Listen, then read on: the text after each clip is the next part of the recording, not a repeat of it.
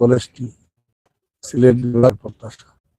আমি এই কলেজের সাথে ভাবে আমি যুক্ত। আমি প্রায় অনেক বছর, 1.5 যুগ এই কলেজের প্রতিষ্ঠা 50 বছর পূর্ণ হলো। আমার তো মনে হয় তার 1/3 সময় আমি কলেজ পরিচালনা পর্ষদের সভাপতি। আমার দায়িত্ববোধ থেকে আমি এখন যখন সুযোগ পাই তখনই আসি এবং আমি চেষ্টা করি আমার এই প্রতিষ্ঠিত হয় এবং ছাত্রছাত্রীদের সাথে অনেকের সাথে দেখা হবে। আমাদের মন্ত্রী মহোদয় সহ অনেক অতিথিবৃন্দরা আসবেন, শিক্ষাবিদরা আসবেন, তাদের কাছ থেকে আমরা আরো অনুপ্রেরণা পাবো।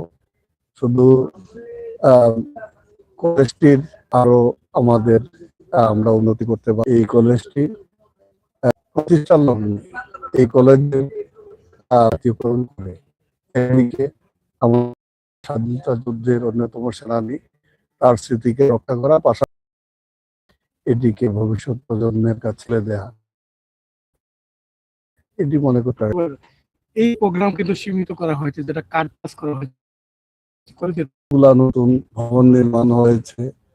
তারপরেও আমরা চেষ্টা চালিয়ে যত দ্রুততম সময়ে কলেজের মাঠ ভরাট করেছি, যাতে বেশি বেশি আমাদের ছাত্রছাত্রী যারা প্রাক্তন ছাত্রছাত্রী যারা রেজিস্ট্রেশন করিয়েছেন তাদেরকেও বসানোর মতো সেই সুবিধা এখন পর্যন্ত হয় নাই। তো আমাদের আক্ষেপ করার কিছু নাই। অনুষ্ঠানটি হচ্ছে যাদের পুনর্মিলনী তাদেরকে যদি বসার ব্যবস্থা করতে পারি, আর বাইরে দেখতে পাবো, জানতে পারবে অনুষ্ঠানটি আপনারা মহামান্য রাষ্ট্রপতি আসার জন্য এখানে একটা সবার একটা ইচ্ছা ছিল। আসলে মহামান্য রাষ্ট্রপতি 167 জন জাতীয় পরিষদ সদস্য আব্দুল হক সাহেব এবং আব্দুল হামিদ সাহেব, আমাদের মহামান্য রাষ্ট্রপতি একই সাথে তারা দুইজনই এমএলএ ছিলেন, বঙ্গবন্ধুর ঘনিষ্ঠ সহচর ছিলেন এবং মহান মুক্তিযুদ্ধে তিনি বালাটে থেকে যুদ্ধ করেছেন এবং 5 নম্বর সেক্টরের অধীন বালাট 5 নম্বর সেক্টরের বেসামরিক উচ্চতা তার নেতৃত্ব এবং একসাথে তারা জাতীয় পরিষদের সদস্য এবং পরবর্তীকালে মৃত্যুর পর তার ভাই আমাদের মহামান্য রাষ্ট্রপতির সাথে সদস্য এবং মহামান্য রাষ্ট্রপতি প্রায় সময়ই আমার সাথে আলাপ করতেন যে আব্দুল হকের ছোট ভাইয়ের নামও আব্দুল হাই, আমার ছোট ভাইয়ের নামও আব্দুল হাই।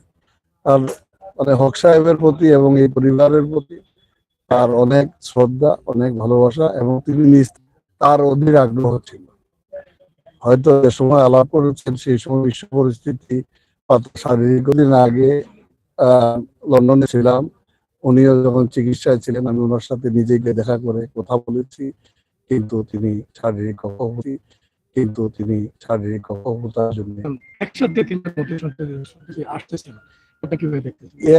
3জন নেতৃত্বে যিনি আছেন তিনি সদস্যমতি জ্ঞাপন করবেন। ইতিমধ্যে তিনি নিজ বাসভবনে অবস্থান করছেন, তিনি এসে গেছেন গতকালকের থেকে এখানে তিনিও আসবেন। যেহেতু এই প্রতিষ্ঠানটি আমি আগেই বললাম, এই প্রতিষ্ঠানটি শুধু সুনামগঞ্জের নয়, শুধু ছাত্রদের নয়, এই প্রতিষ্ঠানটি এই অঞ্চলের বাতিঘর হিসাবে দীর্ঘ 50 বছর পার করে প্রতিষ্ঠিত করতে আরো ইন্সপিরেশন হবে। যারা নতুন শিক্ষার্থী আছে তারা আরো বেশি অনুপ্রাণিত হবে।